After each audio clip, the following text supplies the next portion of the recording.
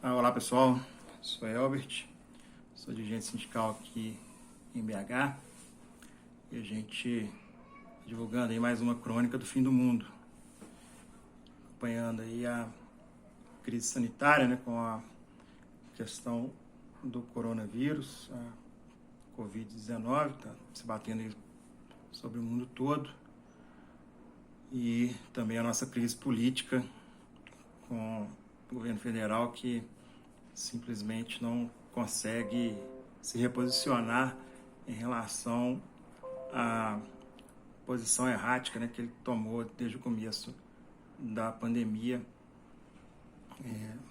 enfrentando o assunto com desdém, com total descaso, o que acarreta também no descaso por agora já dezenas de milhares de vidas que estão sendo perdidas. Né? A gente já passou da casa dos 10 mil, ontem fechou em 12 mil brasileiros e brasileiras que morreram em virtude da Covid-19. E o Bolsonaro continua fazendo de conta que ele não tem responsabilidade nenhuma no enfrentamento dessa crise, né, terrível, aí, talvez a maior crise que a humanidade já enfrentou. A gente não sabe ainda as proporções que isso vai ter lá no final, né, quando a gente conseguir controlar a pandemia, mas tudo leva a crer que seja uma crise humanitária sem precedentes. E o Bolsonaro tinha falado aí que ia fazer um churrasco no sábado passado, né, mas ele desistiu de fazer o churrasco e foi andar de jet ski. Parece que a desistência de fazer o churrasco foi porque as casas legislativas decretaram luta oficial, né? Porque no sábado a gente chegou à marca de 10 mil mortos e o Alcolumbre e o Maia decretaram o luto oficial, provavelmente para impedir que o Bolsonaro fizesse esse churrasco, porque com o luto, a decretação oficial do luto, não se pode ter festividade nos aparelhos oficiais lá em Brasília. Então, ao que parece, foi uma manobra aí para impedir que o Bolsonaro fizesse o tal churrasco, mas ele não se fez de rogado, né? Arrumou um jet ski da Marinha e foi dar uma voltinha no Lago Paranoá, fez lá o populismo dele com a classe média que tem seus barcos, né, seus iates ali fundeados no Lago Paranoá e que acham que o presidente está certo, que pobre tem que morrer mesmo, né, tem que deixar todo mundo se contaminar e não tocar a vida, né, porque para quem é rico, para quem tem plano de saúde, não falta UTI. Né? Agora, a situação política, né, a sustentação política do Bolsonaro se complicou. Né? A gente tinha, até ontem, né, a gente estava com uma situação que parecia que o Moro tinha dado um tiro na água com as denúncias que ele fez. Não havia muita sustentação nas acusações que o Moro colocou no depoimento dele, mas ontem, com a divulgação aí do que foi dito na reunião ministerial que ele indicou, né, que seria uma das provas aí para se constatar que o Bolsonaro estava querendo interferir na Polícia Federal, o cenário mudou. E parece que realmente tem a possibilidade de se complicar a sustentação do Bolsonaro, né, a possibilidade de ele continuar no poder, porque a reunião ministerial do dia 22 de abril, pelos vazamentos aí que estão sendo feitos, né, desde antes aí da sessão lá no STF, que foi para assistir o vídeo, tem se divulgado aí situações realmente monstruosas. Né? Parece que o Bolsonaro xinga todo mundo, o Weintraub diz que tem que prender os ministros do STF, que são 11 FDP, e a Damares diz que tem que prender os prefeitos, os governadores também. Então, é um teatro dos horrores. Né? E aí, parece que a situação ficou mais delicada para o Bolsonaro. O Bolsonaro está manobrando aí com o Centrão, liberando cargos, liberando verba para os seus novos aliados, aí, né, os mais novos defensores da moral e combatentes contra a corrupção, é o pessoal do Centrão. Esse pessoal que a gente tem que colocar a mão na consciência aí e não permitir que eles voltem a ser eleitos, né, porque é uma falácia muito grande a gente ficar se colocando contra a corrupção, né, contra a má gestão dos recursos públicos e votar em gente como esses caras do Centrão que simplesmente não estão nem aí com o interesse público. Eles estão lá para fazer negociata, né, esperando o presidente da vez precisar do apoio deles para fazer a barganha, né, e meter a mão no dinheiro.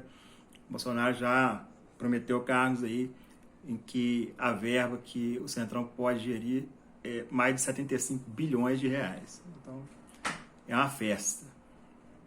E aí também parece que ele está querendo comprar a tropa do Exército, né? Porque ontem veio a público aí a notícia de que quase 190 mil militares receberam o auxílio emergencial de R$600.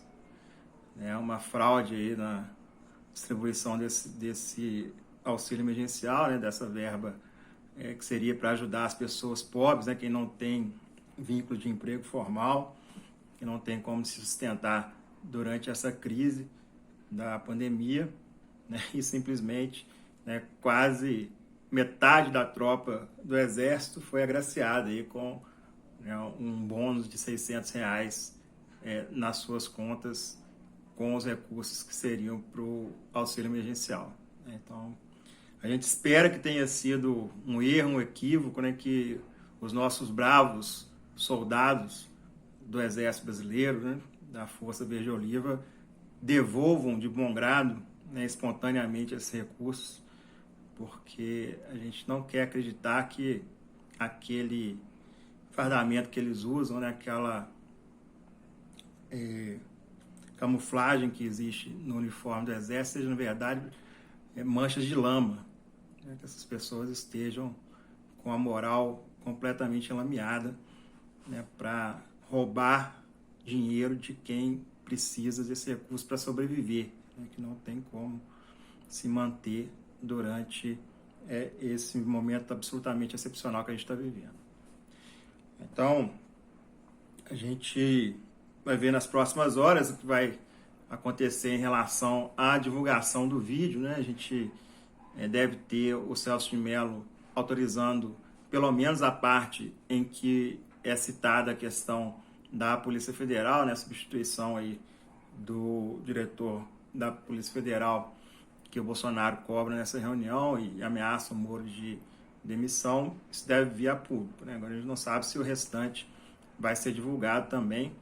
Se for divulgado, vai ser uma situação realmente surreal. A gente vai ter aí um vídeo que vai fazer os produtores do Xvideos ficarem ruborizados, né? Porque o que é dito nessa reunião, pelo que está sendo divulgado aí, né, os vazamentos que estão sendo feitos, é realmente coisa de assustar.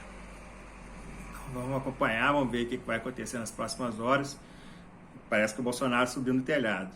Ele está realmente encurralado e as, né, desculpas que ele deu aí, né, a defesa preliminar que ele está fazendo, não está colando. Ele está... parece que a melhor tese que ele conseguiu desenvolver não tem fundamento. Porque ele fala que ele estava preocupado com a segurança dos filhos, né, que não era para tirar ninguém que estivesse fazendo investigação dos filhos, mas sim cuidar da segurança da sua família. Mas, na verdade, essa atribuição não é da Polícia Federal, é da ABIN. E aí depois ele foi lá e nomeou justamente o diretor da ABIN para ser o diretor da Polícia Federal. Quer dizer, não tem pega nessa defesa que ele está elaborando aí, né, que ele veio a público divulgar. Então, vamos ver aí, né, nos próximos capítulos dessa novela, né, pode ser que a gente tenha uma situação em que o Procurador-Geral da República não tenha saído a não ser denunciar o Bolsonaro sob pena de prevaricar, né, de ele mesmo se expor a um processo de retirada do cargo pela via legislativa, né? Então a gente vai continuar acompanhando aí, se mantenham atentos, né? Vamos continuar em casa, vamos nos cuidar, porque o pior ainda está por vir, né? Infelizmente a gente está aí com uma quantidade de mortes diária que está se aproximando rapidamente de 1.000 pessoas por dia, e não dá para a gente vacilar, né? Vamos continuar nos cuidando aí, vamos fazer de conta que Bolsonaro não existe. Beleza? Fique em casa, tamo junto.